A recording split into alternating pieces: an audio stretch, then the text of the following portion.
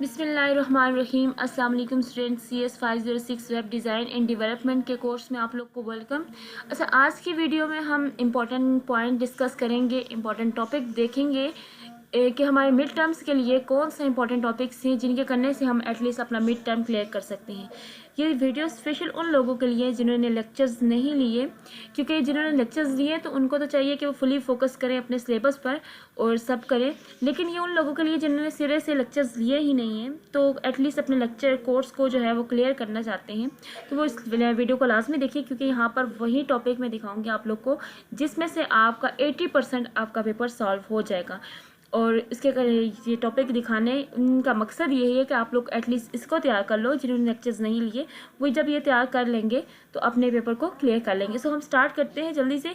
1 से लेकर जावा फीचर से लेकर लेक्चर नंबर 20 तक, मल्टी थ्रेडिंग तक हम सारा देखेंगे कि हमारे पास कौन कौन से टॉपिक्स हैं, और चंद ही टॉपिक्स होंगे और अगर वो आप करेंगे तो मुझे उम्मीद है कि उसके करने के बाद आप एटलीस्ट अपने मिड टर्म जो है वो क्लियर कर लेंगे, क्योंकि CS 506 एक ऐसा सब्जेक्ट है जिसमें मोस्टली स्टूडेंट फेल होते हैं, क्योंकि इसमें जो क्वेश्चंस आते हैं या फिर इसका जो पेपर है वो ज़्यादा जो है वो थ्योरी पार्ट उसका बहुत कम होता है, ज़्यादा आपका कंसेप्चुअल होता है। और उसके अलावा कंसेप्ट के अलावा भी आपके प्रोग्राम्स बहुत ज़्यादा आते हैं जिसको आप अक्सर स्किप कर देते हो, नहीं करते हो, तो उसकी वजह से ये कोर्स कोड में स्टूडेंट फेल हो जाते हैं। सो आज हम देखेंगे लेक्चर 1 से लेक्चर नंबर 20 तक सारा डिस्कस करेंगे, और आप लोग उन्हीं पॉइंट्स को देखिएगा तो एटलीस्ट अपने एग्जाम्स को क्लियर कर लोगे। सो हम बात करते हैं, फर्स्ट बार हमारे पास जावा फीचर्स हैं। अच्छा, उससे पहले एक और बात बता दूं, जो लेक्चर नंबर हमारे पास 15 और 16 है, तो इस लेक्चर को आप विदाउट मतलब लेक्चर लिए बगैर आप नहीं कर सकते, क्योंकि यहाँ पर टोटली कंसेप्ट है और कोड यूज़ हुए हैं। जैसे कनेक्टिविटी है लेक्चर नंबर 14, इसमें भी टोटली जो है वो कनेक्टिविटी करवाई गई है, प्रैक्टिकल करवाया गया है। सो वो मस्ट आप लोग लेक्चर्स देख लीजिएगा, क्योंकि वहाँ से आपको कंसेप्चुअल क्वेश्चन हो सकते हैं। थ्योरी पार्ट तो हम आपसे डिस्कस कर लेंगे, बाकी देखते हैं कि आपके पास जो है वो प्रोग्राम्स कहाँ से आते हैं, वो भी हम देख लेंगे। सबसे पहले जावा फीचर्स में आपको इतना पता होना चाहिए कि जावा कब बनी, इसको किसने बनाया, इसको पॉपुलैरिटी कब मिली, जावा के बुज़वर्ड में 1-2 आने चाहिए MCQs के लिए, और जावा की लाइब्रेरीज कौन कौन सी हैं। सिंपली आप लोगों ने फर्स्ट चैप्टर में से इस चीज़ को जो है वो आपने माइंड में रखना है। फिर हम चलते हैं अपने सेकंड चैप्टर की तरफ। तो सेकंड में आपने जावा वर्चुअल मशीन, आपको पता होना चाहिए कि वर्चुअल मशीन क्या होती है, इस पर कैसे काम करते हैं, ये कौन से कोड पढ़ती है, कौन से कोड नहीं पढ़ती, इस पर मैंने लेक्चर्स दिए हुए हैं। टोटल 5 से 6 मिनट का एक लेक्चर है। अगर आप वो कर लेते हैं तो आपका कंसेप्ट फुली क्लियर हो जाएगा, लेकिन हम फिलहाल यहाँ पर इम्पोर्टेंट जो पॉइंट्स हैं या इम्पोर्टेंट टॉपिक हैं उनकी बात कर रहे हैं, तो हम जल्दी से इसको कवर करेंगे। तो जावा वर्चुअल मशीन क्या है, इसका कंसेप्ट आप लोग को आना चाहिए। और जावा को जो है राइट वंस रन एनीवेयर का क्या मतलब है कि आप एक ही दफ़ा लिख लो और कहीं भी रन कर सकते हो इस कोर्स कोड का। Byte code is most important topic for your short question and MCQs। कि बाइट कोड क्या है, प्रोग्राम के अंदर बाइट कोड कैसा होता है, जैसे मैंने लेक्चर के दौरान आपको बाइट कोड दिखाया भी था कि ये बाइट कोड होता है, और वर्चुअल मशीन जो होती है जावा की वो बाइट कोड को ही समझती है जिसको हम नहीं समझ सकते। फिर उसके अलावा JVM का कंसेप्ट फुल क्लियर होना चाहिए कि JVM कहाँ पर मौजूद होती है, कंप्यूटर के अंदर कौन से हिस्से में, क्या ये हार्डवेयर हिस्सा है या सॉफ्टवेयर है, इन सारी चीज़ों को हमने लेक्चर के अंदर डिस्कस कर लिया है। सो ये टॉपिक इंपॉर्टेंट है। फिर उसके बाद है इसका रन टाइम इन्वायरमेंट। यहाँ से शॉर्ट क्वेश्चन तो आने के चांसेस नहीं है, सो इसको हम स्किप करते हैं। फिर उसके बाद most important topic Java program development and execution step कौन से हैं, 5 स्टेप्स हैं। जस्ट आपको नाम आने चाहिए कि इस कौन से स्टेप होते हैं। हमने पहले एडिट करना होता है, फिर कंपाइल, फिर लोड, फिर वेरीफाई एंड एग्जीक्यूट करते हैं। उसके बाद ये स्टेप इंपॉर्टेंट है आपके शॉर्ट क्वेश्चन के लिए, फिर उसके अलावा आपके MCQs के लिए। फिर है इन्वायरमेंटल सेटिंग, ये टेम्प्रेरी और जो परमानेंट एनवायरनमेंट की सेटिंग करते हैं, इसका प्रैक्टिकल आप लोग को आना ज़रूरी है। बाकी यहाँ से आप लोग को ये ना लॉन्ग क्वेश्चन में उठा के दे सकते हैं वो कि आप इसकी सेटिंग करके दिखाएं दिस एंड दैट, इस तरह के क्वेश्चन नहीं होंगे। फिर उसके बाद ये भी प्रैक्टिकल ही है सारा, तो इसको भी हम स्किप करते हैं। फिर हमारे पास थर्ड लेक्चर है लर्निंग बेसिक, इसमें स्ट्रिंग है और कंकैटिनेशन की हुई है। स्ट्रिंग की मोस्ट इंपॉर्टेंट टॉपिक है कि स्ट्रिंग किसको कहते हैं और कंकैटिनेशन इसकी कैसे की जाती है। तो आपको पता था कि जब हमने लेक्चर किया था तो हमने बताया था कि कंकैटिनेशन के लिए हम इस सिंबल को यूज़ करते हैं। तो अगर इसका कंसेप्ट आपका क्लियर है तो एटलीस्ट आप अपना एक शॉर्ट क्वेश्चन और 1-2 MCQs आप यहाँ से ईजिली कर सकते हैं। फिर उसके बाद है कंपेयरिंग स्ट्रिंग, भी इंपॉर्टेंट टॉपिक है, इसको भी कर लीजिएगा। उसके बाद यहाँ पर इतना खास कुछ नहीं है। हाँ, एक और चीज़ जो मोस्ट इंपॉर्टेंट है वो है स्टैक एंड हीप। स्टैक और हीप का आपको कंसेप्ट इस तरह से क्लियर होना चाहिए कि स्टैक और हीप होता क्या है। ये मेमोरी के दो बड़े हिस्से हैं। स्टैक के अंदर क्या चीज़ स्टोर है, हीप के अंदर क्या स्टोर है, स्टैक किस तरह से काम करता है, हीप किस तरह से काम करता है। बस आपका ये कंसेप्ट क्लियर हो गया तो आप अपने शॉर्ट क्वेश्चन भी यहाँ से कर सकते हैं और अपने MCQs भी यहाँ से क्लियर कर सकते हैं। सो हम नेक्स्ट बात करते हैं रैपर क्लासेस की। और रैपर क्लासेस का यूज़, रैपर क्लासेस की डेफिनेशन आनी चाहिए। यूजेस तो इतना है इंपॉर्टेंट नहीं है, इंपॉर्टेंट तो है लेकिन आपके फिलहाल जिन्होंने लेक्चर्स नहीं लिए तो ये वीडियो उनके लिए है। सो वो यहाँ से जो है वो रैपर क्लासेस को भी सिर्फ डेफिनेशन उसकी देख लें। फिर most important topic object oriented में आपको क्लासेस का पता होना चाहिए। ऑब्जेक्ट, कंस्ट्रक्टर, एट्रीब्यूट और मेथड, ये 5 वो चीज़ें हैं। अगर तो आप MS के स्टूडेंट हो, मास्टर लेवल के स्टूडेंट हो, आपका प्रोजेक्ट भी होगा जिसमें आपके जो एग्जामिनर है या आपके जो इंस्ट्रक्टर हैं वो आपसे क्लासेस, ऑब्जेक्ट, कंस्ट्रक्टर, एट्रीब्यूट्स के क्वेश्चन ज़रूर करेंगे। सो इन चीज़ों को आप लोगों ने माइंड में रखना है। फिर उसके बाद है कंपेरिजन C++ के साथ, ये थ्योरी है, इसको स्किप कर दें। फिर getter and setter, what is getter and setter, आपके प्रोजेक्ट में भी ये बार बार यूज़ होता है। सो गेटर एंड सेटर का जो कंसेप्ट है उसको भी क्लियर कर लीजिएगा। उसके बाद हम बात करते हैं, यहाँ पर ऐसा कुछ भी इंपॉर्टेंट नहीं है, मतलब आपके पेपर के लिहाज से या आपके जो मिड टर्म है उनके लिए बताया जा रही है कि उसके लिए इतना इंपॉर्टेंट नहीं है। सो हम नेक्स्ट बात करते हैं, लेक्चर नंबर हमारे पास है 5, इनहेरिटेंस।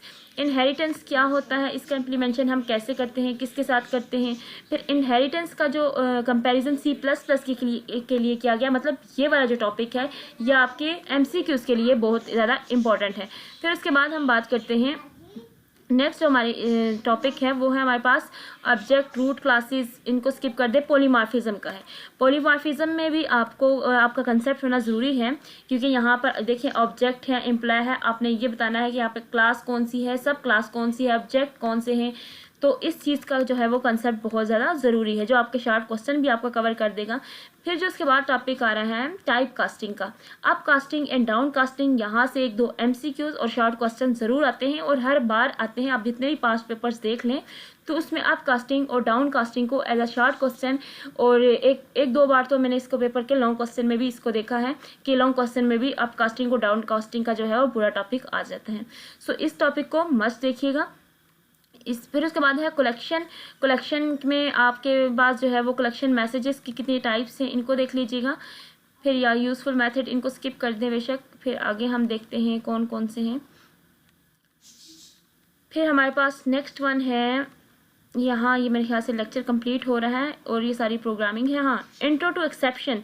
एक्सेप्शन में आपके पास टाइप्स ऑफ एरर्स आ रही हैं जिसमें सिंटैक्स एरर, लॉजिक एरर और रन टाइम एरर, ये एरर्स बहुत ज़्यादा। और एक्सेप्शन क्या होता है, अगर आपने एक्सेप्शन वाले लेक्चर्स नहीं लिया तो वहाँ पे मैंने एक्सेप्शन को समझाते हुए डेली लाइफ से एग्जांपल ली थी जिससे आपका जो है ये पूरा यूनिट जो है वो क्लियर हो जाएगा कि एक्सेप्शन क्या होती है। अनचेक्ड एक्सेप्शन और चेक्ड एक्सेप्शन का जो है कंपैरिजन आता है।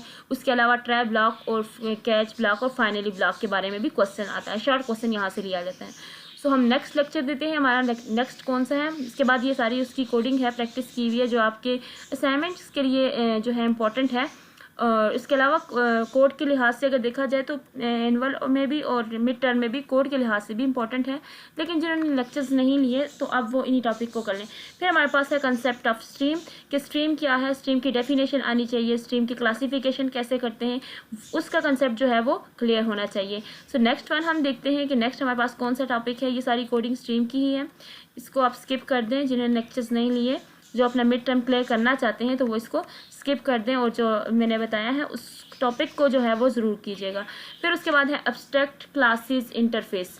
एब्स्ट्रैक्ट क्या है, क्लासेस क्या है, इंटरफेस क्या है, ठीक है। यहाँ एब्स्ट्रैक्ट का जो कंसेप्ट है उसको मस्ट क्लियर कीजिएगा क्योंकि एब्स्ट्रैक्ट का कीवर्ड हम जब तक यूज़ नहीं करेंगे तो हमारा प्रोग्राम जो है वो रन नहीं होगा। एब्स्ट्रैक्ट कीवर्ड यूज़ करना एब्स्ट्रैक्ट क्लासेस के लिए बहुत ज़्यादा ज़रूरी है।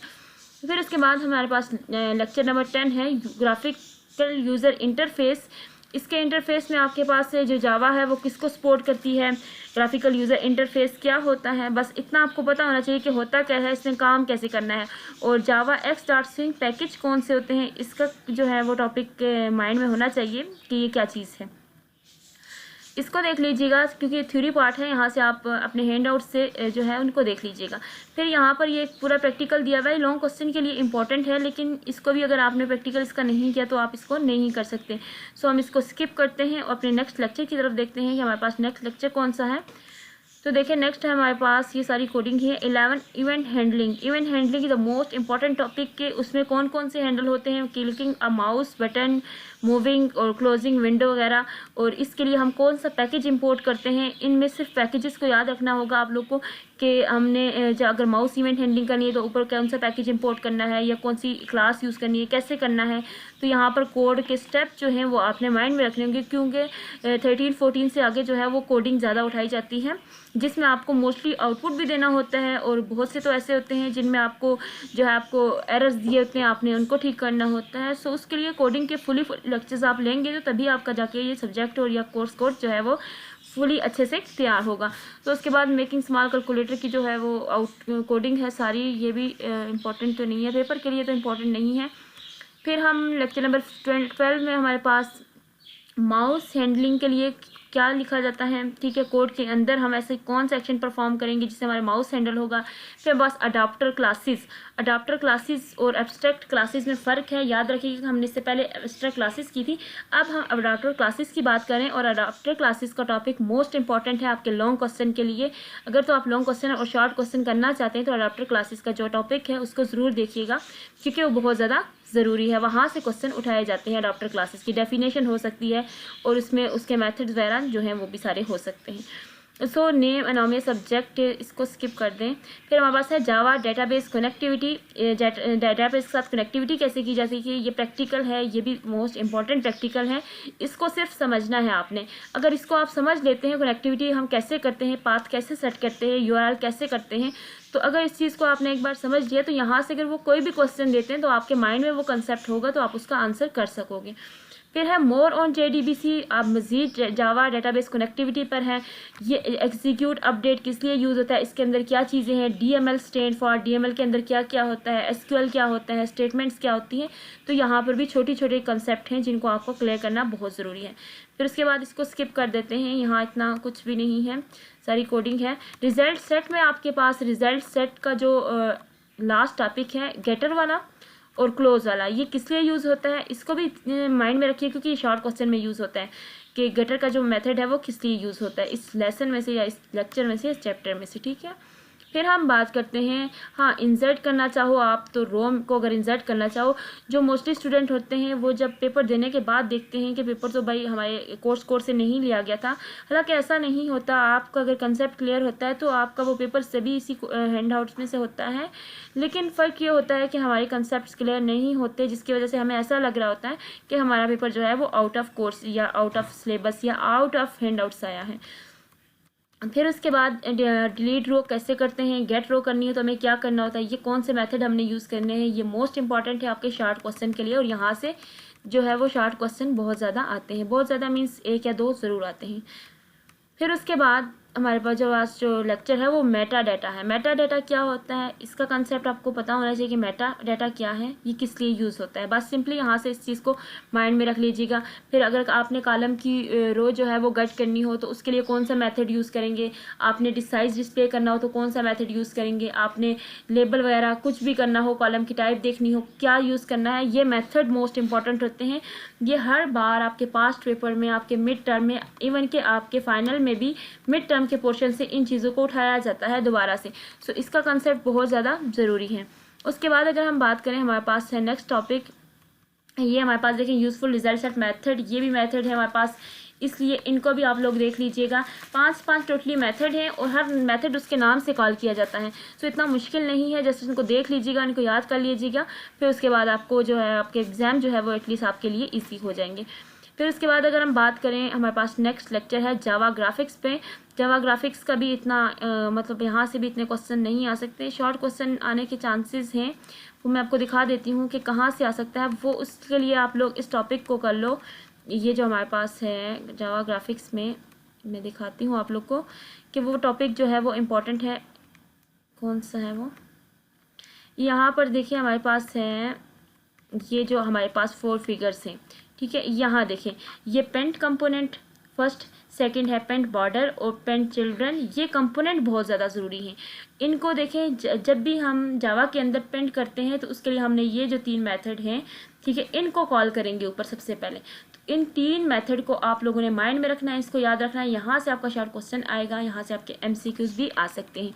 सो ये मैंने लेक्चर में बहुत डीपली इसको डिस्कस किया हुआ है, वहाँ आप इसको देख सकते हैं कि कितना अच्छा एक टॉपिक है जिसको हमारा करना बहुत ज़रूरी है, क्योंकि यहाँ से पेपर में आ रहा है। सो उसके बाद अगर हम बात करें लेक्चर नंबर 19 की, तो 19 के अंदर हमारे पास जो इम्पोर्टेंट टॉपिक है, जो आपके एग्ज़ाम के लिहाज से मिड टर्म के लिए इम्पोर्टेंट है, वो देख लेते हैं हम। यहाँ पे भी मोस्टली कोडिंग ही है, इसका भी कंसेप्ट होना बहुत ज़रूरी है। लेकिन अगर आपने लेक्चर्स नहीं लिए तो आप ऐसा कर लें, जस्ट इसकी डेफिनेशन को जो है वो याद रख लें एनिमेट की, ठीक है। फिर उसके बाद हमारे पास है लेक्चर नंबर, यहाँ देखिए हमारे पास लेक्चर नंबर 20 है, जिसमें हमारे पास एप्लेट्स हैं, उसको सपोर्ट कौन करता है और एप्लेट्स क्या होते हैं। बस आप लोगों ने यहाँ से इसको यही जो है वो कंसेप्ट माइंड में रखना है।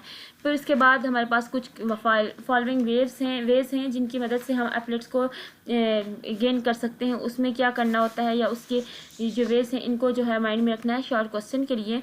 फिर उसके बाद यहाँ पर इतना है, तो बहुत ज़्यादा टॉपिक्स अगर डीपली देखना शुरू करें, लेकिन ये उन लोगों के लिए है, मैं फिर से बता रही हूँ कि जिन्होंने लेक्चर्स नहीं लिए, जिन्होंने सिरे से 506 को टच भी नहीं किया, तो एटलीस्ट ये पोर्शन करेंगे अपने पेपर के लिए, तो वो क्लियर कर लेंगे अपने पेपर को। जिन्होंने सारे लेक्चर्स किए हैं तो उनके लिए तो वो तो कर सकते हैं आसानी से, अपना जो कंसेप्चुअल पार्ट होगा उसको भी कर लेंगे।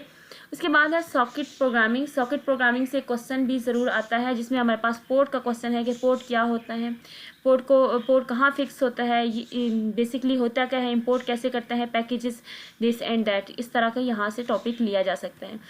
सो उसके बाद हम देखते हैं हमारे पास जो लेक्चर है, लेक्चर नंबर 22, जिसमें हमारे पास है मोटिवेशन का टॉपिक में आपने सिर्फ मोटिवेशन की जो है यहाँ से मोटिवेशन यहाँ से आप कर लें, बल्कि या आप जस्ट मोटिवेशन की जो है वो डेफिनेशन गूगल करके भी देख सकते हैं, तो उसको याद कर लें, ठीक है। और इसके अलावा ये तो कंसेप्चुअल ही है सारा, यहाँ से कोई भी क्वेश्चन उठा के वो दे सकते हैं। इस टॉपिक को मैं इसलिए कोई स्पेसिफिक पॉइंट आपको नहीं बता रही कि इसी को याद कर लें। फिर उसके बाद है मल्टी थ्रेडिंग, इसका इंट्रोडक्शन बहुत ज़रूरी है मल्टी थ्रेडिंग का, यहाँ से MCQ जाता है और शॉर्ट क्वेश्चन के भी चांसेस हैं मल्टी थ्रेडिंग से। और जावा में थ्रेड्स के बारे में भी पूछा जा सकता है, इसके जो स्टेप्स हैं उनको भी देख लीजिएगा, स्टेप्स भी बहुत ज़्यादा ज़रूरी हैं। और लेक्चर नंबर 23 पे हम यहाँ पर अपना एंड करते हैं, क्योंकि लेक्चर नंबर 20 तक ही हमारे पास मिड टर्म जो हैं वो यहाँ से उठाए जाएंगे, लेक्चर नंबर 24 से नहीं। तो अब लेक्चर नंबर 1 से लेकर लेक्चर नंबर 23 में जो है 15 से पहले जितने भी लेक्चर हैं, यानी लेक्चर नंबर 1 से लेक्चर नंबर 12 या 13 तक आपके काफ़ी ज़्यादा पार्ट पिक किया जाता है आपके लेक्चर्स का, जिसमें थ्योरी पार्ट ज़्यादा होता है। उससे आगे जो लेक्चर्स हैं वो सारा प्रैक्टिकल पार्ट होता है, जिसमें मोस्टली क्वेश्चन कंसेप्चुअल होते हैं। अगर आपका कंसेप्ट क्लियर है तो आप उनके आंसर कर सकते हैं। फिर अगर MCQs के लिए भी देखा जाए तो यही जो फर्स्ट वाले चैप्टर्स हैं थ्योरी के पार्ट के लिए, वहाँ से MCQs पिक करते हैं। सो होप सो कि आप लोग को समझ आ गई होगी। आज का हमारा टॉपिक यहीं पे एंड होता है। ओके, अल्लाह हाफिज़।